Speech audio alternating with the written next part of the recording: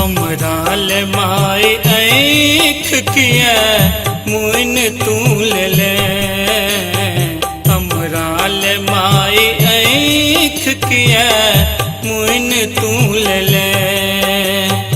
मझधार बीच छोड़ जननी तू कता गेले, हमरा ले माई आँख किया मुइन तू ले ले, हमरा ले माई आँख किया मुइन तू ले ले।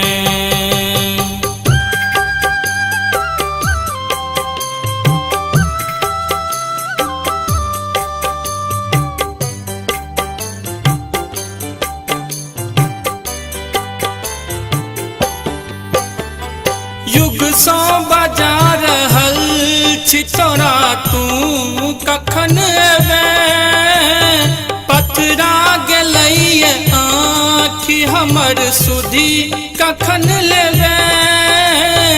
जीवन का साज आबि गेलै तू ने मायले, हमरा ले माई आँख किया मुइन तू ले ले, हमरा ले माई आँख किया मुइन तू ले ले।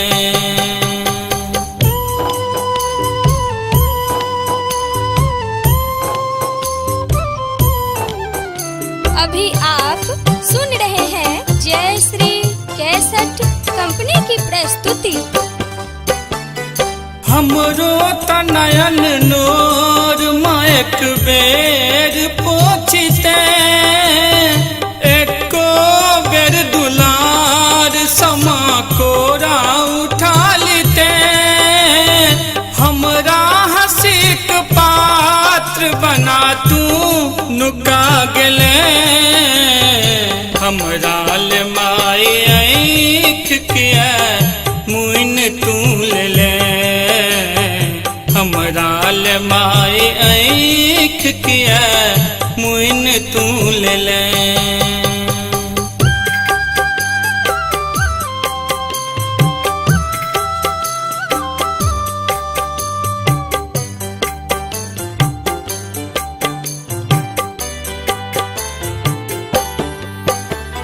निज दिव्य रूप का तू झलक माँ दिखाने दे, कनिते बीत गेल जन्म माँ हंसाने दे।